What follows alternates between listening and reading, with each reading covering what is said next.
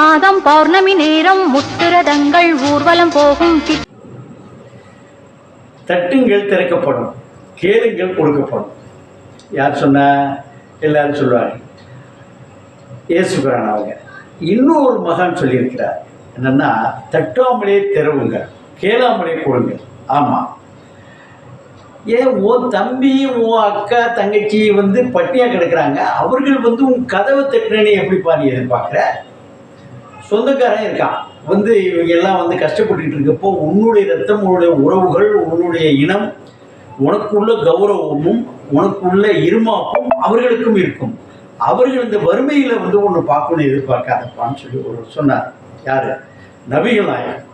ஆமாம், அவர் தான் சொல்லியிருக்கிறார்.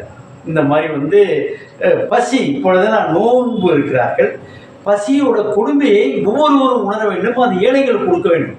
இதுதான் அவர் சொன்ன ஒரு நண்பர்கிட்ட இங்கேருந்து ஒரு கடை வச்சிருப்பார், பட்டு புடவை கடை வச்சிருக்கிறார். அவர்கிட்ட ஒரு அம்மா நேரடியாக எடுத்துகிட்டு போய் ஒரு பட்டு புடவை, அதுவும் ஒரு பழைய புடவை கொண்டு போகிறாங்க. இதை எடுத்துவீங்களா? இந்த நகையெல்லாம் விற்கிறாங்கல்ல, நகை விற்கும்போது பழைய நகையை வாங்கி புது நகை கொடுக்கப்படும், அதை ஒன்றும் மாற்ற வேணாம். அது கூலி பாதி சேதாரம் பாதி போட்டு, அப்புறம் வாங்கிறதுக்கு கூலி சேதாரம் போட்டால் இப்போ இருக்கக்கூடியதுக்கு போட்டு ஒரு பவுனுக்கு 1 கிராம் துண்டாக எடுத்துருவாங்க. அது வேற இருந்தாலும் இந்த பட்டுப்புடையை பார்த்தோன்னே அந்த எவ்வளோமா வேணும்னு சொல்லி கேட்குறாங்க. ஒரு வயதான பெண்மணி, பிள்ளைகள் இருக்கிறார்கள், வெளியூரில் இருக்கார்கள், பெரிய பதவியில் இருக்கிறார்கள். ஆனாலும் அவர்கள்ட்ட போய் இந்த அம்மா எந்த வகையிலும் கேட்டுறக்கூடாது. அவர்களுடைய மனைவி மக்கள் மாமனார் மாமியார் அப்படிலாம் இருக்கும் பொழுது, அவர்கள் பார்த்து கொண்டிருக்கும் பொழுது நம்ம போய் நம்மளால் நம்ம பிள்ளைகளுக்கு எந்த பிரச்சனையும் வந்துடக்கூடாதுங்கிறதுனால தன்னிடம் இருந்த நகையெல்லாம் விற்றாங்க. நிறைய செஞ்சுருக்கும் போது பட்டுப்புடவை கொண்டு கொடுத்தாங்க. எவ்வளோமா வேணும்னா ஒரு 200 ரூபா இருந்தால் கொடுங்க அப்படின்னு இந்த அம்மா தயங்கி சொல்கிறாங்க. அப்புறம் அவருடைய கேஷியரே வேணும், எப்போ அந்த அம்மாவுக்கு ஒரு 500 ரூபா பணம் கொடுத்தாங்கப்பா அப்படிங்கிறாங்க. அது கேட்குற தெரியாமல் சொல்லிவிட்டாரே என்னமோட்டு, அதை கொடுப்பா அப்படின்னு சொல்லிட்டு போனதுக்கு அப்புறம் இவரோ எச்சி கையை வச்சு காக்கா ஓட்டாதவருங்கிற மாதிரி ஒரு கருமின்னு நினச்சிட்டு இருக்காரு. சிக்கனம் என்பது வேற, கருமி என்பது வேற. அவர் சிக்கனவாதி, தேவையில்லாத மேட்டர் எதுவும் செய்ய மாட்டார். இப்போ நான் ஒரு டீனரில் ஒரு பஸ் ஸ்டாண்டில் போய் ஏறணும், நான் போய் சைதோப்பட்டியில் அதை போய் தான் ஏறுவேன், இறங்குவேன்னா எப்படி இருக்கு? அங்கே இருந்தால் பஸ்ஸு இலவசமாக பஸ்ஸு விட்றான் மகளிருக்கு. இல்லை நான் காசு கொடுத்து ஆட்டோவில் தான் போவேன், நான் 1000 ரூபாய்க்கு ஆட்டோவில் தான் போகிறேன்னு சொல்கிறேன். அவருடைய வசதி, அரசு ஆஸ்பத்திரி இருக்குது, நிறைய செய்கிறாங்க. ஆனாலும் நான் ப்ரைவேட்டில் போனால் டைம் கன்சியூமிங் இருக்குங்கிறது வேறு, அது வேறு. ஆனாலும் இந்த அம்மையார் உண்மையான ஒருமை. கேட்டார், என்ன பண்ணு, என்னங்க நம்ம இந்த பட்டி வியாபாரம் பண்ணுறோம், இந்த அம்மா இது கொடுக்குறாப்புல, பழசு கொடுக்குறாப்புல. அந்த அம்மா கேட்டதே 200 ரூபா தான் கேட்டு, நீ 500 ரூபா கொடுக்குறேன், இதெல்லாம் என்னென்னு? இல்லைப்பா, நீ பணத்தை பார்க்கிறாய், நான் இப்பொழுது நோன்பு இருக்கிறேன், நான் அவருடைய வறுமையை பார்க்கிறேன். இவ்வளோ நாள் நம்ம 40 நாள் எவ்வளோ நாட்கள் விரதம் இருக்கிறமே, இதுக்கு பசி என்பது வயிற்று பசிக்காக மட்டுமல்ல, அது எப்பொழுதுமே பணப்பசி, உறவு பசியெல்லாம் வேறு இருக்கு. இந்த சமயத்தில் கொடுத்தா யாருக்கோ எங்கேயே தேடி கொண்டு போய் கூப்பிட்டு வாங்கப்பா இங்கே வாங்கப்பா அங்கே வாங்கப்பான்னு சொல்லி கொடுப்பதற்கு பதிலாக நம்மிடம் வந்து விட்டார்கள், அவர் தானமாக கேட்பதற்கு பதில் ஒரு பொருளை கொடுத்து கேட்கும்போது செய்யணும்னு சொல்லிட்டேன். இதை தான் நபிகள் நாயகம் என்ன சொல்கிறாங்கன்னா, ஒற்றுமையாக இருக்க வேண்டும். இருக்கிற இடத்துல அது ஜாதி மதம் எதுவுமே இல்லை. ஒரு ஃப்ளாட்டில் இருக்கிறாங்க, ஒரு 15 ஃப்ளாட்டு 20 ஃப்ளாட் இருக்குது, யார் என்ன இடத்துல இல்லை, செத்து போயிட்டாலும் ஒரு கூட்டமாக இருக்குது. அப்புறம் தான் அவர் இருந்ததே தெரியும். எத்தனை நாள் வாங்கி போயிருப்பாங்க, எத்தனை நாள் கடைக்கு போயிருப்பாங்க, கடைக்கு போகும்போது என்ன எதாவது வாங்கிட்டு வரணுமா, அது கேட்கவில்லை. அதனால் ஒற்றுமையாக இருக்க வேண்டும். இருக்கிற இடத்துல யார் ஜாதி தான் யார் மதம் தான் என்று பார்க்காதீர்கள் சொல்கிறாங்க. அடுத்து கோபம் கொள்ளாதீர்கள். கோபம் என்பது ஒரு அற்புதமான ஆயுதம். கோபம் எதை எடுத்தாலும் கோபப்படுறது, அது இப்போ சிக்கலை பிபி ஏறி போச்சு, சுகர் ஏறி போச்சுன்னா கோபம் வரும், அது வேற.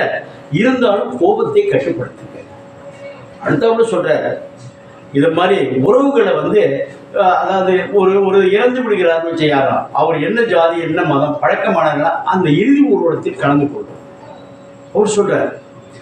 அதுபோல் வந்து இன்னொருத்தர் ரோட்டில் போட்டு அடிச்சிட்டு இருக்கான், நீ போல கண்ணை பார்த்துட்டு போயிட்டு இருக்காதப்பா, கண்ணை காணாமல் போயிட்டு இருக்காங்க இருந்து என்னப்பான்னு கேள்வி. பிரச்சனைகளை தாமாக முன் வந்து வடிவேல் போய் அதை போட்டு குத்து வாங்கிட்டு வர்றாரு. அது மாதிரி இல்லை, என்னப்பா இது ஒரு ஆட்டோமேன் போறாரு, ஒரு கோவம் இடிச்சிடறாரு, இருப்பா என்ன ஒருத்தர் ஒரு மத்திசம் அல்லது ஒரு சமநிலைப்படுத்துவதை உன்னுடைய பங்களிப்பை விட்டுவிடாது. இதான் அவங்க சொல்றாங்க. அது மாதிரி மற்றவர்கள் அந்த பிரார்த்தனை செய்யும் பொழுது நம்மளா வந்து பிரார்த்தனை நமக்காக செய்யும் பொழுது ஒரு பங்கு கிடைக்கக்கூடிய லாபம் நம்மளுக்காக மற்றவர்கள் செய்வது 2 பங்கு அந்த லாபம் கிடைக்கலாம். இன்னும் சொல்ல போனால் மற்றவர்களுக்காக நாம் செய்யக்கூடிய புண்ணியம் வந்து அவர்கள் தொழுகைக்காக அல்லது ஒரு சமய இதுக்காக நம்ம செய்யும் பொழுது 10 மடங்கு கிடைக்குதுன்னு ஐயா சொல்றாங்க. இது போல தான் இது எதுவுமே வந்து ஒரு எந்த இது வெட்டு 1 குத்து 2 துண்டு 2ன்னு சொல்லக்கூடியதெல்லாம் பாவங்கள் தண்டனைகள் வந்து குறைக்கப்படக்கூடாது. செய்த பாவத்திற்கு தண்டனை அனுபவிச்சு ஆகணும். அவர்கள் காலத்தில் தான் விதவைகளுக்கு மறுமணம் செய்ய வேண்டும் என்பதற்காக ஒருவர் 3 திருமணம் விட கூடுதலாக செய்து கொள்ளலாம்னு சொன்னது வந்து அந்த கைம்பெண்கள் விதவைகள் அவர்களுக்கு வாழ்வளிக்க வேண்டும் என்ற ஒரு நல்ல நோக்கத்தில் தான். ஐயா அவங்களே 10-11 கல்யாணம் செஞ்சுருக்காங்கன்னா அது அந்த நோக்கத்திற்காக. அதனால இந்த ரமலான் நோன்பு இருக்கக்கூடிய இந்த காலகட்டத்தில் அவர்கள் சொன்னதை அவர்கள் செய்ததை அவர் சார்ந்த மதம், அவர் சார்ந்த இனம், அவர் சார்ந்த அந்த வழிமுறைகளில் பின்பற்றக்கூடியவர் மட்டும் பண்ணக்கூடாது, எல்லாருமே பின்பற்றணும். ஏன்னா காந்தியடிகள் வந்து எல்லாத்தையுமே வளைச்சு சொல்கிறார். அவரிடமிருந்து பல விஷயங்கள் கற்றுக்கொண்டிருப்பதாக பல இடத்துல சொல்லப்பட்டிருக்கு.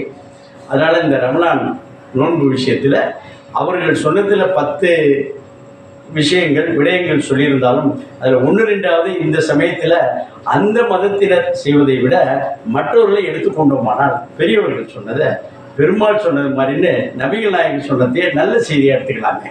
இதுதான் ஒரு அம்மா ஒரு இப்போதான் பேடிஎம் வீட்டெல்லாம் வந்து தள்ளிடுச்சேன்.